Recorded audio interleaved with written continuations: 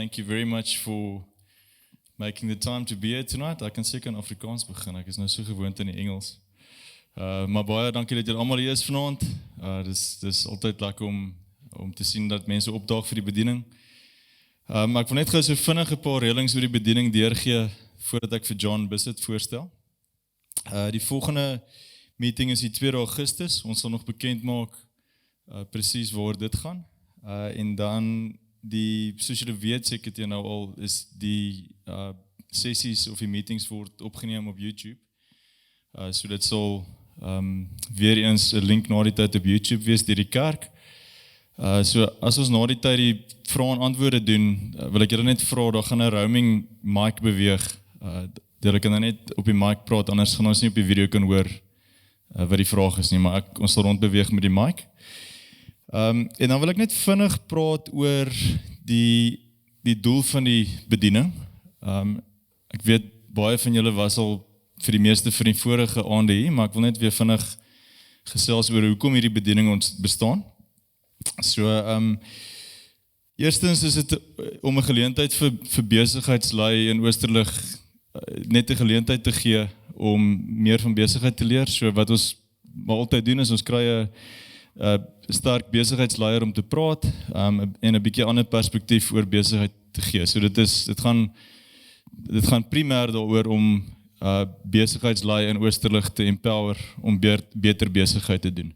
Ek dink baie van ons sit baie keer met die dilemma oor hoe leef ek my Christendom in besigheid uit. En hierdie bediening bestaan ook om sekere van daai vrae te probeer beantwoord. En dan natuurlik, die derde rede is om mense hiernatoe te nooi. So as daar 'n geleentheid is by die werk om met iemand te gesels oor hoekom jy sekere besigheidsbesluite neem, of selfs oor hoe jy self met geloofsvrae battle by die werk, is dit altyd 'n goeie geleentheid om mense hiernatoe te nooi om te kom luister. Die besigheidsbediening is nie noodwendig dat ons net Christensprekers interview nie, maar soos julle weet, is dit 'n bediening van die kerk, so daar gaan altyd 'n Christelike of 'n geestelike ondertoon aan die bediening wees. Okay, and then with that, I just want to start by introducing John Bisset. So John and I have worked together for about 10 years now, John. We work in the same company. John is the CEO of Biomedical, as you know. There's some of our colleagues also here tonight. Glad you guys could make it. But before I talk a bit more about John's involvement in our business, I'm just going to give a short summary of his resume or his CV, just so that everybody can know who we're talking about. So John went to a school in KZN, to Michaelhouse. He matriculated in 1982 at Michaelhouse. He then went to the University of Durban, where he studied a BCom degree and did a diploma in accountancy. Soon after that, he did his articles with Ernst & Young, where he qualified as a chartered accountant. He then moved to the United Kingdom for a while, and then came back, worked for the receiver of revenue for a bit, and then became a financial manager of Unilever in 1994-95. Soon after that, he became financial director for Coates, which is a manufacturer of printing inks. He moved through the ranks there very quickly, business development director, sales and marketing director, and then became managing director after 4 years of being at the company. And then he was recruited by our chairman of our company, of Biomedical, to as the chief financial officer, the CFO of the Biomedical group. This was 2013, and then in 2016, John became the CEO of our company, Biomedical. Biomedical, you'll hear in a little bit, is a leading medical device distributor, of which we'll talk about a bit more in detail. And then just some of his other honorary leadership positions is he was vice chairman and chairman of finance at the Western Province Cricket Club. John's John's in love with his wife and with cricket. He said I got the order right at least. John is a fanatic of cricket. You can ask him any statistic of any game ever played, he'll probably know it. He's married to Caroline. They got married in 1993, John. Yeah. 3 kids. Alex, she's 27. Simon, 25. And Nicola, who's 20. His other keen interest is golf. He plays over 13 handicap, but playing with him, I always feel like he's playing from a scratch. But he loves sport in general. So, John, welcome. Thank you for taking the time to fly up from Cape Town to be here tonight. John is permanently based in Cape Town, but spends quite a bit of time in Johannesburg. So let's give him a round of applause.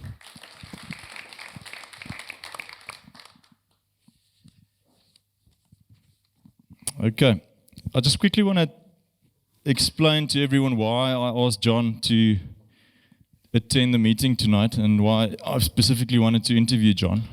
So, as I said before, we generally try to get astute business leaders to come and speak at these events, just because they give really good perspective of business. So if I can quickly recap the previous meetings, this is the 4th meeting. We started end of last year.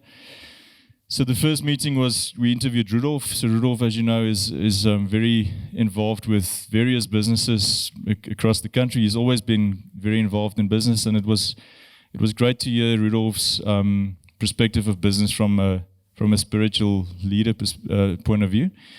The second meeting was with an author and a business leader, Jacques du Plessis. He authored a book, Lead with Intent, which was great, and it was interesting to hear his perspective as a leader who works all over the world. I think they've been working in 19 countries in the business that he does. The last meeting was not too long ago, where we interviewed a panel of ladies from the church, business leaders, female business leaders from our church, which was an incredible event. And I think if you haven't seen any of these events, you're welcome to go we didn't record the first one, but the second 2 were recorded on YouTube, and you can go and have a look. It's really interesting. And then tonight the question is, well, why did I invite John? So John is an astute business leader, as you heard from his CV. But that's not the reason I invited him. The reason I invited him is because I've been working with John for the last 10 years, and I've come to know John quite well. We travel together a lot. We spend a lot of time together at work. Personally, he's a mentor to me in business, like I know he's for many other people who sit on our Exco team. But John has an incredible ability to build company culture, which is, I think, probably the most important asset of our company. Rudolf spoke about it when we had our camp at Klein Kariba a few weeks ago, about the culture that they've been able to create at church, as a leadership team, which I thought about a lot after Rudolf spoke about it, and I thought, well, that's exactly what John has been able to establish at Biomedical, and probably the main reason why the company continues to grow year on year and has been doing so for the last almost 40 years. That's the first reason. The second reason is I'm quite interested in business leadership, and the more I read about business leadership, the more I learn and realize that business leadership is predominantly attributable to emotional intelligence. So you can be very skilled at your job, you could have all the technical abilities, you could be the most intelligent person in the company, but you might not necessarily be the best leader. What makes a good leader is emotional intelligence. There's a lot of work currently being published on it. If you're interested in reading more, there's a book quite recently published. The book is called On Leadership, which is a book published by Harvard the Harvard Business Review, and they've compiled the most compelling business leadership articles over the last couple of decades, and published it in that book. And that book speaks specifically around emotional intelligence, of which the more I read into this, the more I realized, well, these are capabilities that John can present, and probably from a business leadership perspective, important for us to hear. So Rudolph and I always talk about, well, what do we want to achieve in this ministry? And my hope is that when we leave here tonight, that we can all be a little bit wiser, know a little bit more about how to do business in South Africa specifically. And that's why I thought, well, John could probably offer a good perspective. So with that being said, I'm going to kick off with the interview. John, I don't know if you want to say anything before I get started.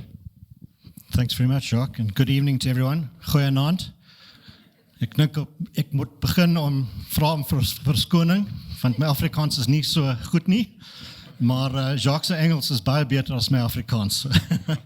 So hopefully I'll make a bit more sense in English, but really great to be here. Thank you for having me. Thank you for those very kind and warm words of welcoming. I think, as you said in the card to me, you've certainly aged me with some of those dates. I was hoping you weren't going to mention them. And you're right, the CV is a bit longer than my hair these days, so that's a bit worrying. But really great to be in Pretoria tonight. And it's not true that I brought the winter weather from Cape Town. We've still got summer down there, so it's a bit chilly up here. But really great to be here tonight, and thanks for the invitation. Yeah, great, John. Thank you very much. So let's start with some of the shallower questions. Almost like being on a date, we'll start with the easy questions and then we'll go into more difficult questions later. Could you tell us a little bit more about the company that you represent, John, Biomedical, and maybe just a brief overview of the structure and the history of the company? Sorry, he's here tonight, so don't mention dates, please. Thank you, Jacques. Yeah, it's an interesting history, actually. It was started roughly 40 years ago by our chairman, and had very small beginnings, and I guess quite brave in that he took on the big boys and built a company from pretty much scratch to the point that where we are today, I would suggest it's a fairly formidable business. It's a group of companies, which is Biomedical, but made up of 4 subsidiaries, or 4 different trading companies, 3 of which are in the orthopedic fraternity, and 1 which is in vascular and general surgery. And we import medical devices, which are probably better known to you as implants, which are implanted into the human body. And we have a staff that's 350 strong at the moment, and we represent it countrywide, so we've got a very nice footprint. It's a difficult market because we take on the big boys like Johnson & Johnson and Smith & Nephew. But I think we'll get into the detail, but I think the agility is which we pride ourselves in, and that gives us a competitive advantage. So that's a very rough background. I think you've mentioned a little bit that we try to take on the big companies, the multinats. Where would you think Biomedical kind of ranks in the market? Yeah, that's a difficult one to answer because sort of the market share information is not publicly available. I would like to think that we're up there with the biggest distributors, if not the biggest distributor. And I certainly think we keep the multinats on their toes. So yeah, I think we've got a fairly sizable chunk of the market share. Thanks, John. We've heard from your personal career history that you didn't grow up in this industry. You were in finance and then worked for a company completely outside of this industry. What was it that attracted you to our industry? Well, it's an interesting story, actually. I wasn't necessarily looking for a change. I was in the printing and packaging industry, and I happened to bump into Gerald John through a mutual friend of ours, and that was 10 years ago, nearly 11. And we hit it off quite well, and things were changing in our business, and he said, would I like to consider joining the business? And one thing led to another, and I decided to take the plunge, which at the ripe old age of 47 then could have been considered as brave, particularly as I was managing director of the business I was with. And some people said, well, you're stepping backwards to do the CFO role. Why are you doing that? And I said, I don't actually see it that way. Firstly, healthcare seemingly has a fantastic purpose, which is important in my life. And secondly, being CFO allowed me to get to know the business through the numbers, which was very helpful in the next stepping stone. So it was a fortuitous meeting, which really has been fantastic. John, it seems like you've been successful in more than one industry. I mean, in the previous industry, we heard that you moved through the ranks pretty quickly. You became MD of the company in a fairly short period. And you did the same with us. You were CFO for 2.5 years and then became CEO of the company. So I think you can talk about achieving success not only in your personal career but also in business in more than one industry. Do you think, would you say that business principles transcend the industry that you work in? I think the basic tenets of business are common across all industries. So I think the basics are there. But I think the key to success is to get to understand the nuances of the business and the industries one's in. And as I say, I think it's helpful to see the business through the numbers, as they say. That was helpful in the beginning, yeah. So you talk about these tenets or principles. Can you share with us maybe some of the principles that you personally believe in business? So you're meaning from a sort of leadership point of view? Yeah, okay. I think the first most important thing is that trust is implicit. And one has to build trust within one's team and within the greater sort of body of your employee base, and indeed with your customers as well. So I think it's an oft overlooked attribute that one needs to pay a lot of attention to. So that would be the first. Then I would say in no particular order, and I think you've heard me mention these a few times, Jacques, the attributes of engagement. So that's with all stakeholders, but I think primarily with staff, it's critical that they feel that you're earnestly and sincerely listening to their concerns. We might not be able to answer, all their concerns and requests, but engagement's important, and that goes hand in hand with good communication. And I always say good communication is a journey; it's never a destination. The minute you think you've sort of got to the point where you're communicating well, guess what? Somebody misunderstands what you're saying. So one has to keep at that as well. Integrity is high on the list for me. I love the saying that, if you always tell the truth, you never have to remember what you said. So for me, integrity is critical. And I think in this day and age, when we look around the world and we see so much corruption and, everything that's going on, it's nice to know that we can run a business of integrity and we can all put our heads on our pillows at night, not knowing that there's skeletons that are come after us. And I think fairness in everything we do is important, and that's a two-way street. I guess it's in the eye of the beholder, fairness. But I think if we feel we're being fair with our business partners, with our staff, that's a good starting point. And then I'd say, lastly, an ethical standpoint. One wants to, I think, push the boundaries here because a lot of people have forgotten the importance of that. So that's quite a few attributes, but I think those are critical ones. Yeah, thanks, John. I think that's very insightful. So I'll go into a slightly deeper question now, which might put you a little bit on the spot, but it's only because you've done a good job. So during your tenure at Biomedical, you've been able to increase revenue by 235%, profitability by 717%. This is over the last 10 years. So it's glaringly obvious that you've done something right. Could you talk to us a little bit about what you think the most notable key success factors were for you? Well, it's definitely not me that did it. I've got 350 staff, and without them, I wouldn't have grown it by 1%, so there's no doubt about that. I always say nothing's achieved without a lot of hard work. And I think, as I mentioned earlier, building a culture that everybody can subscribe to and they feel part of the success story is critical. And it doesn't happen overnight, building a culture. It's a bit like, I use the analogy, which is perhaps not a good one, of the Titanic. If you can just move it slightly, you'll miss the iceberg. And I think building a culture is a similar kind of analogy. If you can see it heading in the right direction, I think you're starting to move in the right direction. And to build the culture, you have to walk the walk, not just talk.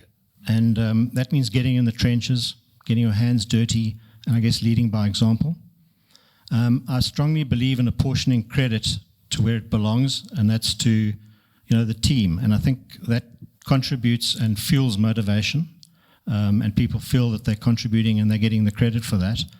And apart from that, I think it's just the right thing to do. Transparency is critical, so there should be no sacred cows. The other thing I always say is that no one has a monopoly on ideas, and so people should be feeling free that there's a transparent environment in which they can make suggestions, even if we don't accept everyone. I think that's a critical environment to create. And this point was amplified even more during COVID, where people were feeling a little bit alienated and they needed to have a sense of belonging and realize that they were part of a greater thing. And then I think, lastly, when times seem tough, one should stick to one's strategy, even if you feel you're not getting there. But if you strongly believe in something, stick to it. I think that's a very well-rounded question. Answer. Thank you, John. Thanks. John, the business that you run, like most businesses in South Africa, is losing good staff to immigration. I mean, that frequently happens. Just a bit of background. So we represent international firms. We import all our products and then distribute locally. So we have a local company, but we represent international firms. So what inevitably happens is that many of our staff have a lot of contact with international firms and are very attractive to these firms. So some of them immigrate, and it's a kind of a feather in our cap when that happens, but we're also losing really good people. So immigration, there's a huge, if you're talking about business profitability in terms of currency depreciation, that's a huge factor, especially in businesses that import. There are factors like load shedding. I mean, I know some of my friends here run companies where load shedding is a massive issue, and they're losing a lot of money because of that. So my question is, with everything that I'm mentioning, and I know that other countries are not without challenges, but with everything that we know about what's going on in our country, do you still have hope for businesses in South Africa? Sure, that's a tough question. There's no doubt that we are going through unbelievably difficult times, I guess particularly as South Africans, but the world itself is facing challenges that perhaps you would consider even unprecedented. But let's get back to the South African space. We certainly have unique challenges here. But the one thing that I hang on to is that through the ages, South Africans have always found a way, with a lot of resilience and grit, to find a way to overcome seemingly insurmountable times. So that's where I kind of channel my hope that there is that. It's going to take massive doses of grit from all sectors of society to get it right. But as long as there's hope, I strongly believe there's a chance. If you look at the rest of the world, I'm not so sure that's a favorable destination anymore. It's not without trouble. And interestingly, I had a friend who was at school with me, who I haven't seen for 40 years actually, and he came out to Cape Town and spent some time. And having been away from the country for 40 years, he was talking about coming back to Cape Town, which was fascinating in the current times. And so there's certainly hope, but it's going to take a lot of effort from a lot of people, all sectors, to put it right. It's good to hear that business leaders in South Africa still have a positive attitude about the country. I don't think that's a common theme. So thanks for that, John. About 6 years ago, we partnered with a company, a venture capital company called Agile Capital. Could you talk a little bit more about that partnership? If I could just quickly go back to the previous question, because I just want to address the concern around immigration, particularly of young people. I think it's a fact of life, and it's not something we should hide behind. But I think there's so much talent and such a high unemployment rate that one shouldn't feel that we're losing everybody. And if you've got processes within your business to bring talent through, one doesn't want to train people up and see them leave, particularly good people. But we should remember that there's a whole talent pool out there, and not everyone's going at the same time, hopefully. But to answer your question, as a formidable business, we decided, well, not decided, I think BE credentials are important to do well, and there was a lot of pressure from the hospital groups to improve our position. But we weren't out there just looking for a BE partner just for the sake of ticking the box and getting the certificate that would help us. We were looking for a partner that could actually add value to our business, provide unfettered, unbiased views on our business, and obviously come with those BE credentials that we were after. We've been a good growth business over the years, and I guess we were hampered to some extent by the lack of empowerment support. So we approached Achille through one of the banks, and we've struck up a really mutually beneficial relationship, which I think we're going to go into in a bit more detail shortly. So, we took a bit of time to find the right partner, and that would always be my advice. Don't jump into partnership with anybody just for the sake of getting credentials. So it took us a bit of time, but we're happy with the partners we've got. I think we've almost been able to build a friendship through that partnership, right? Absolutely, yeah. And it's nothing to do with the point that Sergio is a member of the Route Club golf course that we're friends there, but but it certainly helps. No, we've had a fantastic association, and as I say, we were looking for more than just a deal. We were looking for a partnership, and it certainly ticks that box. And Sergio, who's the CEO of Hierdie Capital, and Liz, who's his partner, are really part of our family. And we've got a big awards ceremony this weekend, and they were just desperate to join us, and they're always keen to participate, and they're very liberal with their praise of what we're doing. So, yeah, fantastic partnership. John, I don't want to talk too much about COVID. I think we've all become a bit allergic to the word and to the whole idea of the pandemic. However, I think if we use COVID as a metaphor for adversity, it could be interesting to talk about it. That's the theme of the evening is what do we do during times of adversity as business leaders. So I'll use COVID as a metaphor for what happened over the last few years. So perhaps you could tell us a little bit about what our business landscape looked like before COVID. So what I want to get to is let's talk about what the landscape before COVID, some of the things we did during COVID, and then how things changed afterwards. But for now, if you can just answer the question, what was the landscape like before COVID? Sure. I think the business was tracking really nicely. We had solid growth rates. And why is that important? Obviously, if we own business, one wants to grow. But as Jacques explained, we represent overseas principals. And how a distributor model works is they set you certain targets, and they like to see you achieve them. And I think as a business, we were doing well. We've got 4 major principals and then a whole lot of, I don't want to say minor because they are partners, but a whole lot of other principals. And we were meeting targets. So I think that was boding well for the future. And I think I mentioned the 4 silos or pillars of our business. We were always looking to diversify by adding on extra silos and diversify. So that was our sort of pre-COVID position that we were in. I mean, I can jump straight in if you want into what happened, because obviously we all know that COVID descended upon us all, a bolt out of the blue.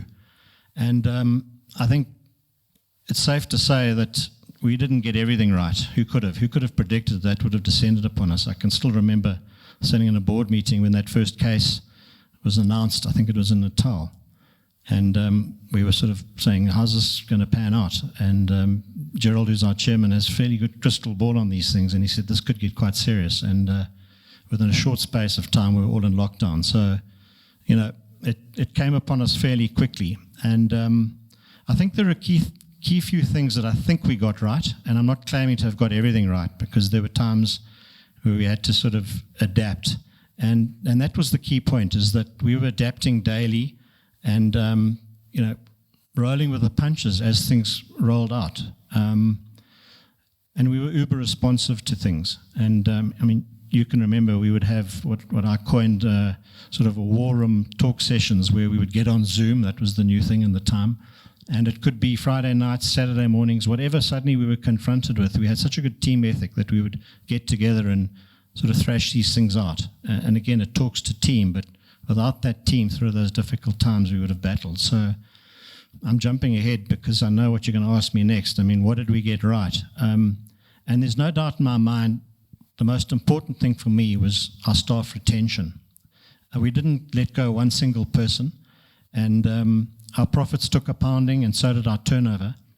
But I must say, it still makes me feel proud that we managed to hold on to every single staff member. Yes, not without pain. Everyone had to take salary cuts, and there were lots of what I termed austerity measures, so lots of expenditure cut. But the fact that we still had 300-odd people gainfully employed 2 years later, I think was a real tick, in terms of our achievements. And the beauty, again, referring to Achille, was that they were a partner who understood the challenges, and they didn't become fixated with the short-term returns. They realized they were in it for the long term, and they agreed with us, let's ride the storm and get through this together. And to have them as a partner, where I could imagine others might have started throwing the book at you, was a blessing that we didn't expect. Yeah. Well, thank you, John. Now post-COVID or post-pandemic, are there any changes that you've made in the business that you would continue with after the pandemic? We learned a lot, actually. We learned that business is not just about profitability. We obviously focused a lot on our cash flow and making sure that we kept liquid. And dare I say it, I think a lot of businesses that might have not come out of the tunnel so well perhaps ran out of cash. So that helped us with the points I mentioned earlier. We also used the opportunity to tidy up the income statement, where we identified a lot of wasteful expenditure. And that's one of the things that we've been emphasizing. Let's not descend back into bad habits and just spend for the sake of it. So we've been much more diligent around ensuring that we don't just slip back into the old habits. We took some time out to look at our balance sheet and make sure. We were fortunate we had a strong balance sheet, and that was not by chance, it was by design. And we used the opportunity to look at our inventory, and we right-sized it. And I emphasize that word because a lot of our competitors downsized their inventory. We right-sized it, and we were ready and poised to take on business when we got through the COVID tunnel. And without gloating, I think our competitors battled because they'd got rid of a lot of stock, and I think that helped us gain quite a bit of market share. So, those are some of the things that certainly we've learnt, and we need to keep reminding ourselves to stick with those good habits. So now, post-pandemic, when we've learned some lessons, what does the landscape look like now for SA Biomedical? One has to be careful that you don't provide a balanced scorecard, which is your own opinion. So I always like to consider what the stakeholders might say. And again, I'm always one to mention our first stakeholder being staff. And I like to think we get a big tick from them because they're still all gainfully employed, and we're still going strongly. So for me, that's the first important bit. Our principals are obviously key partners of ours. Without them, we don't have a business. And we bounce back quite nicely, and I think we are delivering the goods. A couple of them have just renewed their distribution agreements, so that must be a good sign. So I think a tick there as well. One can't overlook one's customers, as I say, the lifeblood of our business, and I don't think we've let them down much. I know Jacques Nell's with us, and he always takes the pain from the sales guys when we don't deliver, but I think we've done really well through that COVID tunnel to deliver, and we've got a lot of loyalty from our customers because of that. Our bankers, there were times during COVID when we were talking to them regularly in terms of what happens if the cash resources start looking a bit strained, and they were very good about cooperating, and on standby we had some relief there, which thankfully we didn't have to utilize. At that time, we also had shareholders ready to input and inject funds into the business. But we were fortunate that with our proactive planning, neither of us had to materialize. And then I think lastly, our BE partner was quite pleased with us that we'd done so well and come through this tunnel. Our BE partner holds a portfolio of a variety of investments through a whole lot of industries. And I suspect we did quite well because I got a call from the FNB CEO the one day on Zoom. He wanted to chat to some of Achille's business partners who'd done well, so I was quite surprised that he wanted to chat. So that was a sign that we weren't doing too badly with both the bankers and Achille as well. So I think, in summary, we're looking good. We've learnt a lot. We're stronger for it. We're battle scarred, but we're a lot wiser and well prepared for. If we can get through COVID, I think we can get through most things. John, whenever we speak, it always comes across to me that you're very self-aware of your own leadership abilities, the strengths and the weaknesses, and you're also very aware of our company's strategic intent, where the gaps are and where we're strong and where the weaknesses are. So it's always encouraging for me to realize that we recognize where we don't do things right. We maybe also recognize what we are doing right and try to focus on that. But in summary, is there anything that you would want to convey to the crowd sitting here or the audience or listening online? Anything that you would want to leave business leaders with? I think leadership, again, it's one of those things, it's a journey, not a destination. And I always say every day you don't learn something new, well, then maybe you are, past your sell-by date. So leadership can only succeed if you've got a strong team around you. And, it's something you can learn. It's not necessarily innate. And you can feed off each other. And I think that's what we do well as a business. But I did think about it quite a lot. And a lot's been said already tonight. So just a quick wrap up, because there's this one go-to list that I have, which if I can even match half of them, I would reflect happily on my career. But I think they're worth sharing with everybody. They're under the title Inspiring Traits of Exceptional Leaders.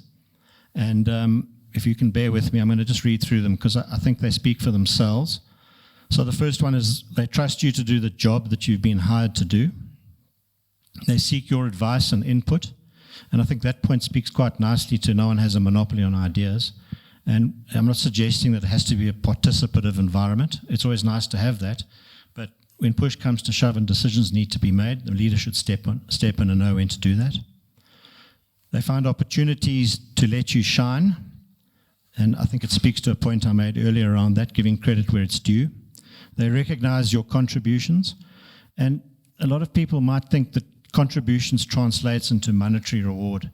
And I actually think it's more than that, creating a sense of belonging. We all work to earn money, of course, and feed our families, but creating a sense of belonging is an important aspect of a leader's job, because then people want to be at work, not feeling they have to be there. They have your back during tough times, and jeepers, we've just come through a very tough time, COVID, obviously. They are master storytellers. I think I need to work at that one a bit better. They challenge you to do bigger and better things. They express appreciation. They are responsive. I mean, that's critical. I think, if people are feeding in ideas and it's sitting in the ideas jar, nothing feeds back, people will lose interest quickly. They say there's nothing worse than an employee who's gone quiet on you. They know when to apologize. So sorry for this long speech, Jacques. They give credit where credit is due. They treat others with dignity and respect. And lastly, they care. And then just a final thought. I think this is quite pertinent. The best leaders are also the best followers. They follow a purpose, cause, or belief bigger than themselves. And I think I mentioned it earlier, and I've been with the business 11 years. And when I talk about purpose in healthcare, it's something that not only resonates, but it gives me goose pimples, because it's an industry that has so much purpose. And, I've been fortunate enough to go into theatre with surgeons and see them treat their patients with good outcomes. And you realize there's somebody's mum or dad on the table there, and they're going to walk out much better. And there's nothing better than having that sense of purpose. I think I mentioned once we had our whole team, all our employees at some function, and at that stage, this is a good few years back, we were treating, well, when I say treating, we were supplying our implants to treat 33,000 patients a year. And I did a quick sort of sum, and I said to the employees, that translates to 3 patients per day for each of you. So every time you're having your breakfast, lunch, and dinner, think about the fact that you've kind of contributed to a patient's life for the betterment. Yeah. I just wanted to mention one thing. I know this is a business meeting, but I've left out a most important factor that I should have shared with you. You know, getting through COVID as a leader with all those things we did, but I can tell you that I lent a lot on my faith as well to get me through. There was lots of hard prayers going on to make the right calls. You know, you've got people's lives at stake and their families who depend on them. So it can be a lonely place. Luckily, I had a really strong team around me where we were making decisions together.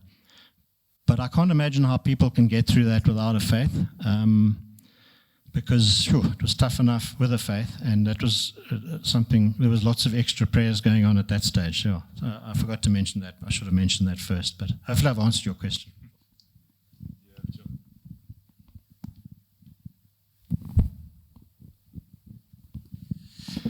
You have, John. Thank you very much. How about a round of applause for John?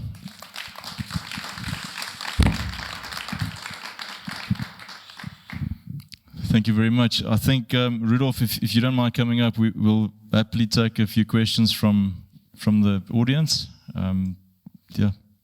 Jacques, thank you very much. And John, thanks so much so far. I'll make my closing comments just now. But it's really been very insightful.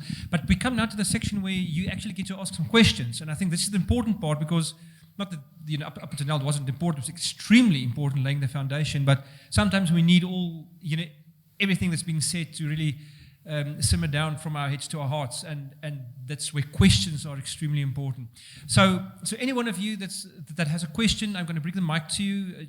Don't fear the mic. It's just for the, you know, for the recording, so the people that's going to watch online can really hear what you're asking. While you're thinking about your questions, I would like a cool question from you, by the way.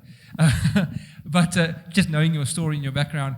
But while you think, I'm going to take the opportunity to ask the first one, just to give you guys a chance to think a little bit.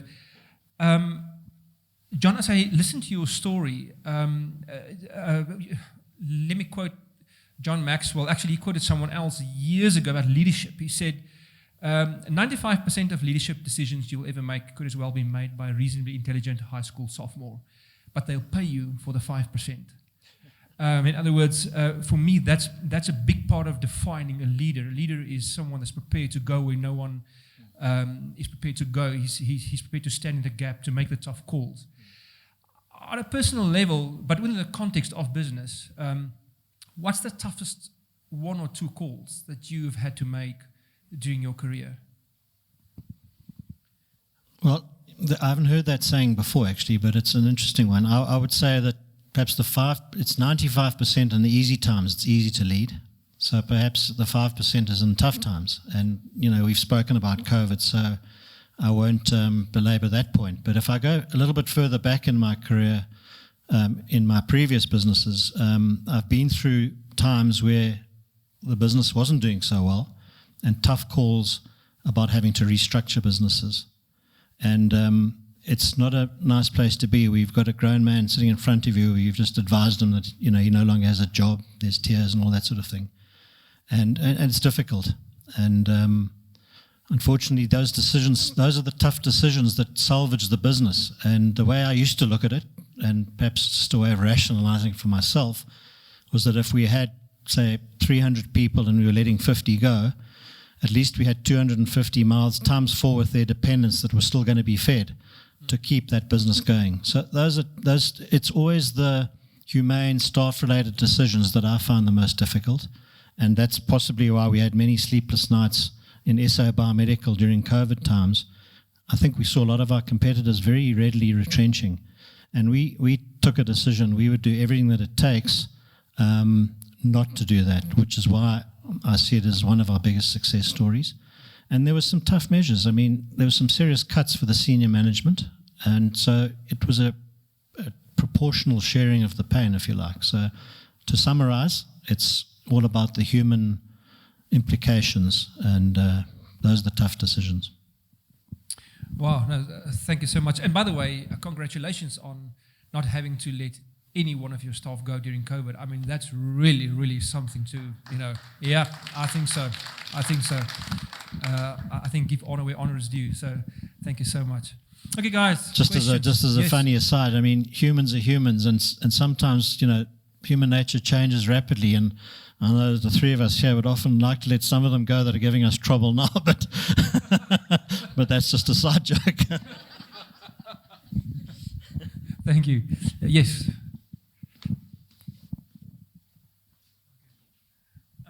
I just want to ask tonight, if you, the customers, if you are a Christian, I think you see a person in a more in a better way. I would say there is more care for customers than I would say a normal business. They also care, but for the money reasons, for making more money. But I think if you are really a Christian and you work with people, did you experience that in your business by caring for people as a Christian? You are a Christian, special care, that it gives better results?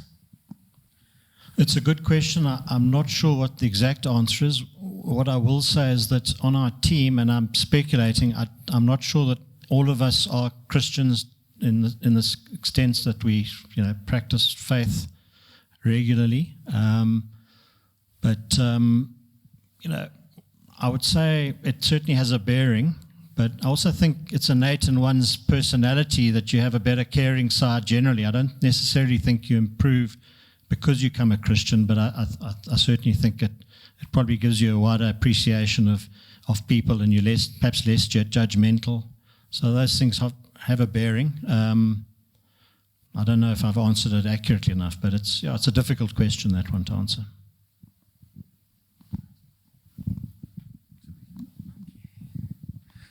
Hi, evening, John. Hi, everybody. I'm Sean. Tom Peters said, hard is soft and soft is hard. And he really summarized what he means by that is hard is the budget and all of that. And soft is people. And it's really the people that's difficult, and it's the people that eventually make the bottom line grow. You having a financial background, how do you manage the tension between the finances and the pressure on the performance, and not just cash flow, also stakeholders and shareholder expectations, versus giving enough back to the people and keeping them engaged, making sure that they've got the right tools?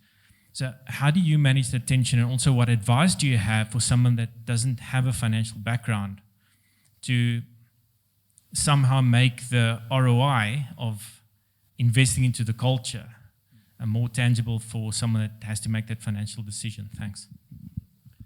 That's a very good question, Sean. Thanks a lot. I think it's got many facets to it.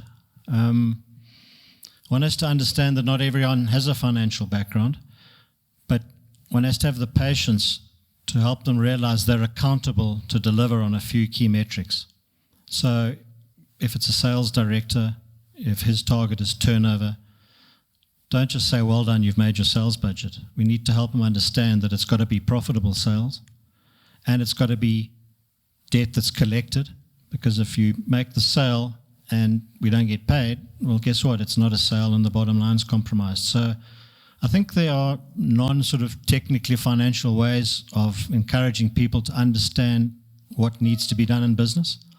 I think it's all about putting a team together that has an inquiring mind to understand all parts of the pie so that they're contributing. And I can certainly say that on our senior team of 10 people, probably only 2 of us have got financial backgrounds. And fortunately, I've got a CFO who's a fantastic CFO. She's brilliant, far better than I was, thankfully. And between the 2 of us, we try and help people understand without a threatening, this is a dummies, finance for dummies course, guys. But there's definitely a team of inquiring minds who want to get a better understanding and understand that accountability comes with responsibility. So I think it's a process, and it depends on what you want to measure. But it's definitely not all about the numbers. It's a culture that was created by Gerald when he started the business, all about the people. He's bought and sold businesses right through his career, and the one thing I do know is that front of mind is how his people who are going to be sold with that particular business are treated, and he's insisted that into any deal is weaved fair treatment of those people, and I've got many examples of that. But I think if you're treating people as people rather than numbers, you tend to take your focus off the P&L because it looks after itself. Did I leave any aspects out? I don't know. Cool.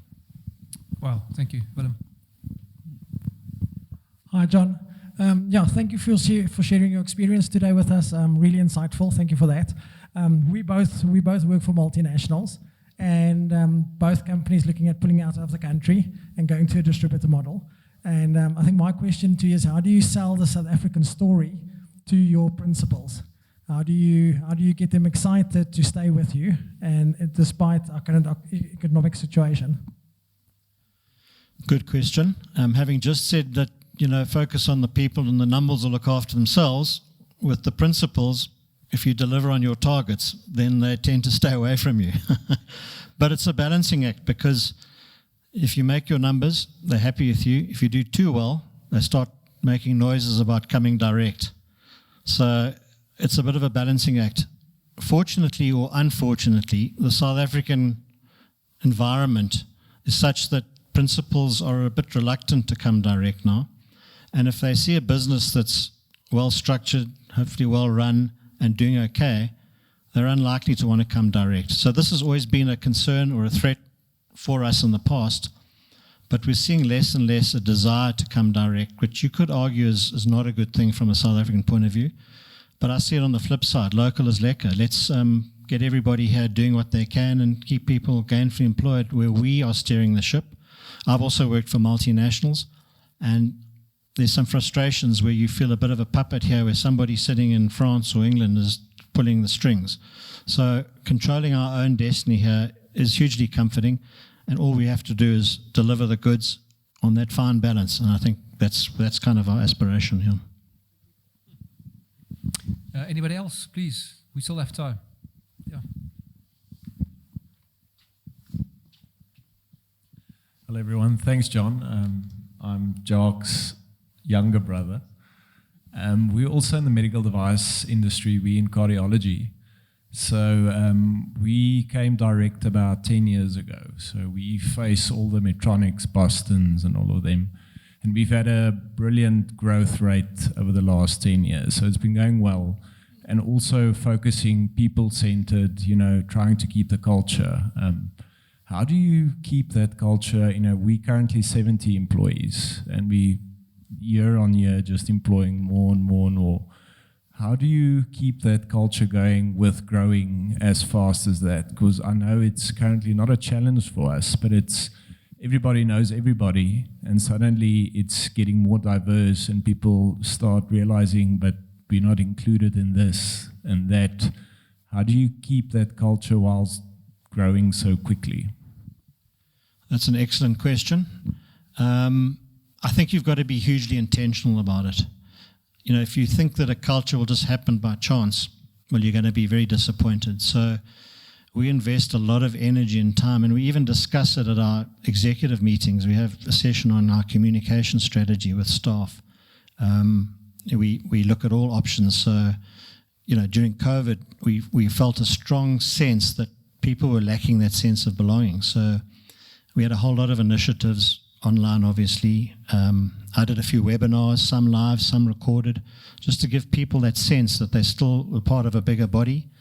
Now that we're seemingly back to normal, we encourage our senior team to get out there and get in the trenches. And, there's an expectation that they'll muck in and go and have a look what's happening and provide some encouragement. And actually, everybody yearns to do that. So perhaps we've created that culture first and foremost at our executive level, and we live it. And if you don't live it, you can't expect people to have any credibility that that's what we want to achieve. Having said that, you'll always get, naysayers who will say, oh, no, they've left us out of this or that. And I think one shouldn't be distracted from your strategy to keep at it, because eventually there's a tipping point where people will get pulled along. So you have to keep at it. The minute you take your foot off the gas, guess what? It's gonna go the wrong way.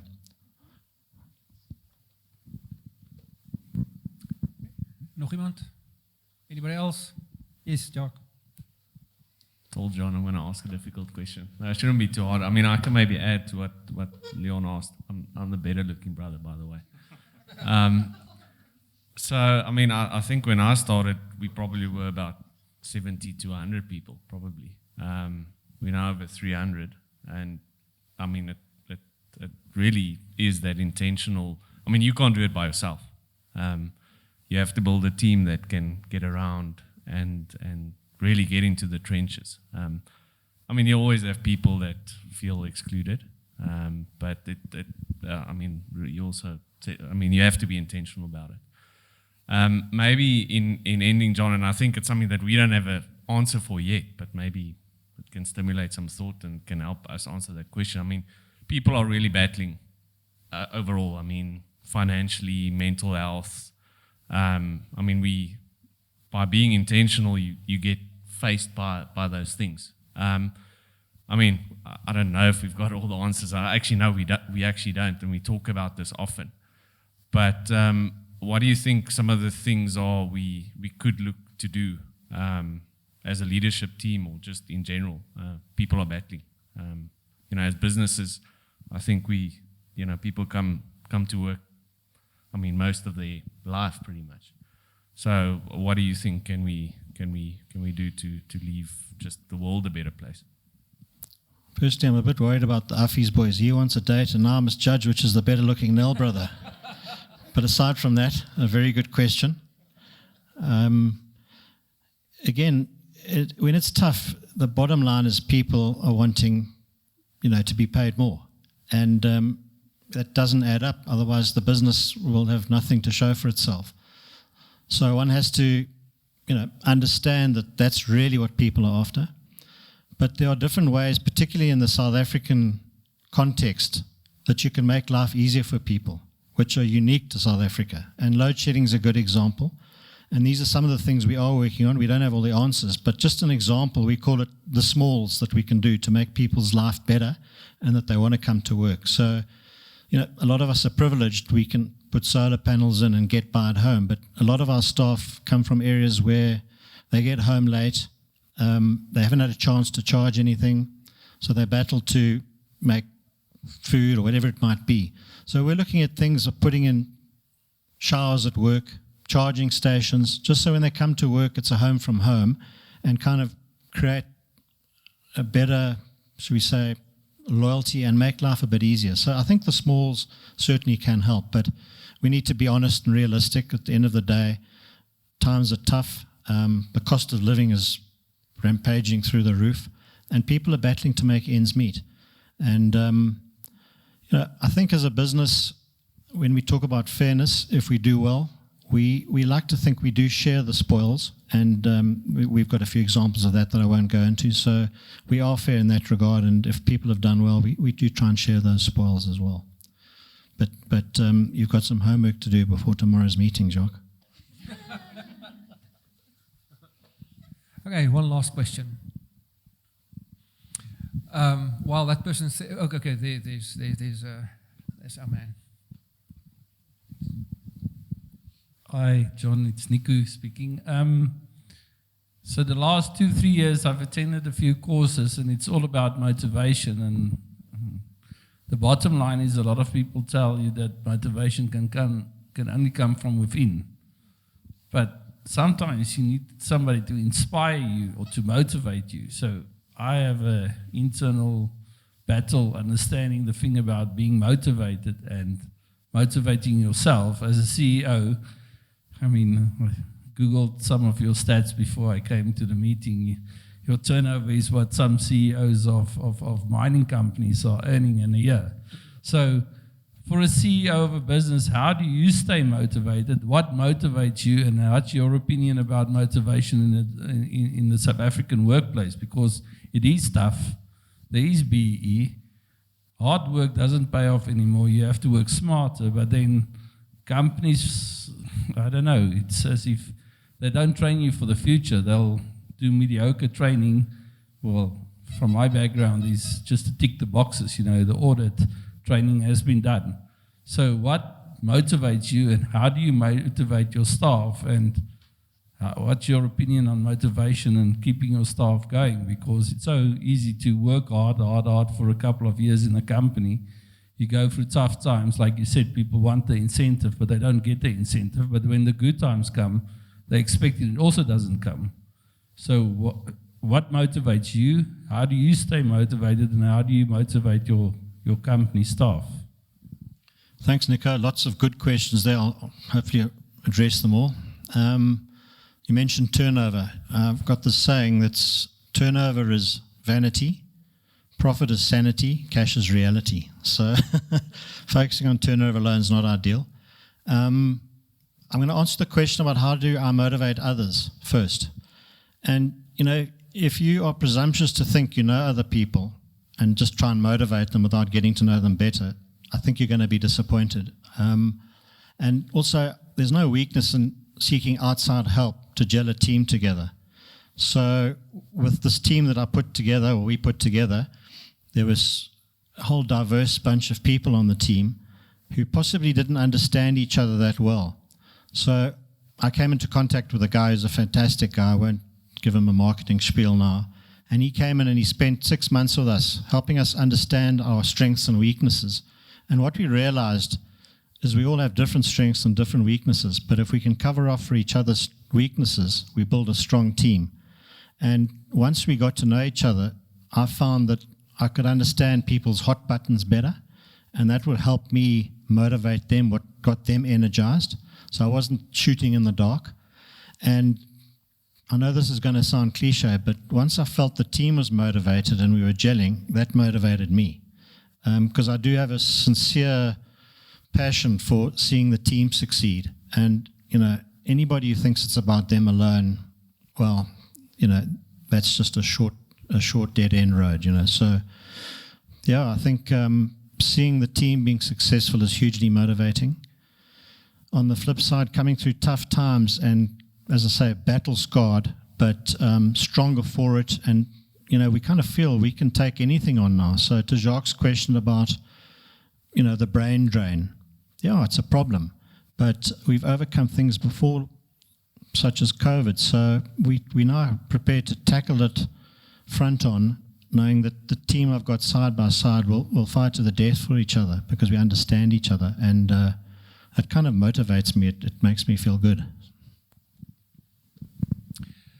John, just perhaps one question that relates to that question when it comes to, a word that's come up during the past few decades was self-leadership. How do you, it's difficult enough to lead other people, but how do you, but to lead yourself can even be more challenging. So how do you lead yourself, and did you lead yourself over the past few years in terms of your own personal life, your faith life, your marriage, and the business and the pressure of being profitable in difficult times? Just something about that. Yeah, it's difficult to get the balance right. I've always tried to maintain the mantra that when you get home, hang up your work jacket. But every now and again, my kids say, "Don't CEO me, Dad." So then I realize I've still got the jacket on. But there's no doubt one needs that balance in life. And I think also to be honest with oneself, that you can learn from others. And it doesn't have to be other leaders. I don't have to read Steve Jobs' book to suddenly feel inspired. I can be sitting listening to Jacques Nell telling me about his successes with our operations team, or Duppy here on his overseas travels with Herman and what they've achieved with our principals, and realize, there's many ways to learn from other people. And I think it's a journey we're all on. And as I think I said earlier, if you don't learn something new every day, then you've missed out on a day. So the balance is hard sometimes. I think pre-COVID, there was a lot of traveling overseas, and I'd like, as you've heard with the culture we try to create, to get around to the sites is important. So there were times where I felt, maybe I was neglecting the family a bit, but you do find a way to balance it, and COVID's taught us that we can actually get the best of both worlds and not have to be on a plane away all the time. So there's a learning for me, actually, that you can skin the cat in different ways as well. But having said that, there's nothing better than face-to-face interaction. After all, we're all human beings, and that's the best way we interact. And just anecdotally, this is a humorous story, but when COVID first descended upon us, I had a Monday morning Zoom call with my executive team, and three of my team are ladies. So it was Monday morning, and all the cameras had come on except for the three ladies. And it was obvious, everyone's at home and perhaps the makeup's not on. And I understood that, but they say 70-odd% of communication is in body language. And I needed to find a way to get them to switch their cameras on diplomatically. So I must say I racked my brain for a good couple of weeks and asked my wife for some advice, and she wasn't going to offer anything on that one. Luckily I stumbled upon a guide to Zoom and success stories around Zoom, and one of them was exactly that. Body language is very important to communication and good communication, so it should be cameras on. So I thought, perfect. So I sent this out and I said, guys, have a read of this article. I don't know what works or what doesn't, but have a read of it and see what you think. And the next Monday, all the cameras are on, even the ladies. With or without the makeup? No, I plead the fifth on that one. John, I want to really thank you from the bottom of my heart. I sincerely mean that when I've only met you tonight, but I can sense a deep humility, which makes you teachable, makes you listen to people very, very well, makes you want to get to know people. I sense a very, very deep pool of wisdom that we haven't even scratched the surface of.